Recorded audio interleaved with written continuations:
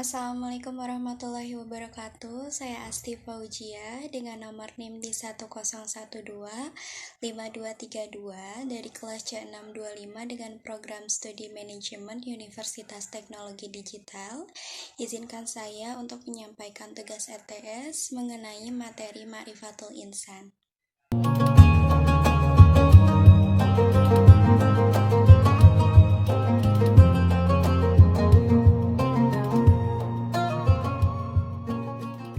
Baik teman-teman, kadang kita suka bertanya-tanya sendiri nggak sih, kayak sebenarnya kita itu siapa gitu. Nah, untuk di materi Ma'rifatul Insan ini nanti saya bantu jelaskan. Untuk yang pertama, secara bahasa manusia sendiri ini berasal dari kata manu yang berasal dari bahasa Sanskerta, dan mens berasal dari bahasa Latin yang artinya itu makhluk yang mampu untuk berpikir dan berakal.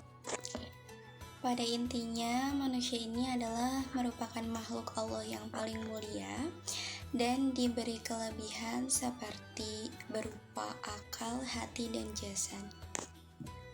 Seperti yang Allah firmankan juga dalam Al-Quran surat As-Sajdah ayat 7 yang berbunyi, yang memperindah segala sesuatu yang Dia ciptakan dan yang memulai penciptaan manusia dari tanah.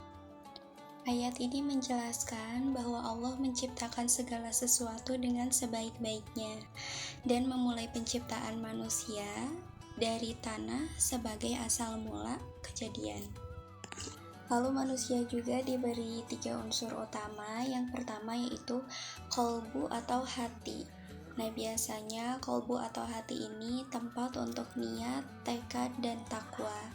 Yang kedua, akal merupakan karunia terbesar untuk memahami ilmu dan petunjuk Allah. Yang ketiga, jasad, pelaksana dari apa yang direncanakan oleh hati dan akal. Lalu yang kedua ada tarbiyah ma'rifatul insan atau hakikat manusia. Nah, untuk hakikat manusia yang pertama merupakan makhluk yang diciptakan, bukan kholik atau sang pencipta. Makhluk yang memiliki sifat al-fitrah, lemah, bodoh, dan fakir. Dan adapun 3 kemuliaan yang diberikan oleh Allah kepada manusia. Yang pertama, ditiupkannya ruh. Yang kedua, diberikan keistimewaan. Dan yang ketiga, alam semesta ditundukkan bagi manusia. Dan manusia juga diberikan beban atau tanggung jawab yang besar oleh Allah, yaitu untuk ibadah dan khilafah. Lalu untuk yang terakhir ada juga hakikat yang diberikan oleh Allah kepada manusia, yaitu untuk kebebasan dalam memilih. Allah Subhanahu wa Ta'ala telah menunjukkan kepada manusia jalan kebaikan atau kejahatan, dan manusia pun sudah diberikan akal, tinggal memilih mau ke jalan kebaikan untuk menjadi mukmin yang tentunya balasannya itu surga Allah, atau sebaliknya mau memilih jalan kejahatan yang tentunya menjadi orang ingkar dan nanti balasannya juga sudah tentu neraka.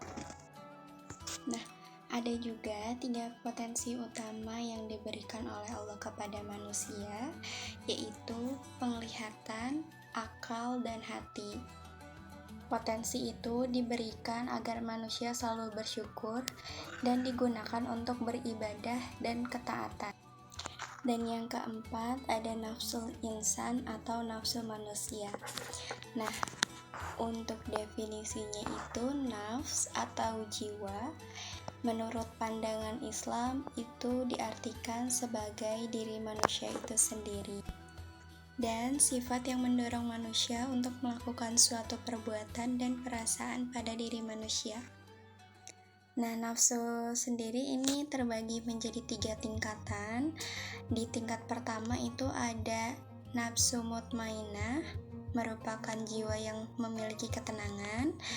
Tingkat kedua itu ada nafsu lawamah, jiwa yang tarik-menarik. Tingkat ketiga itu ada nafsu ammaratusui, jiwa yang menyuruh kepada kemungkaran.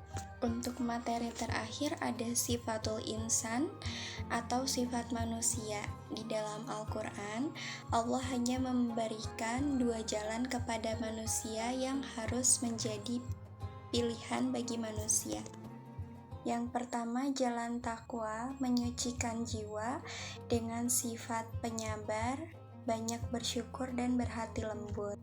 Dan kedua, jalan tatsiyah, jika dilakukan maka jiwa akan terus meniti jalan yang puji. Jalan tatsiyah ini biasanya memiliki sifat yang tergesa-gesa, lalai, kikir, dan juga ingkar.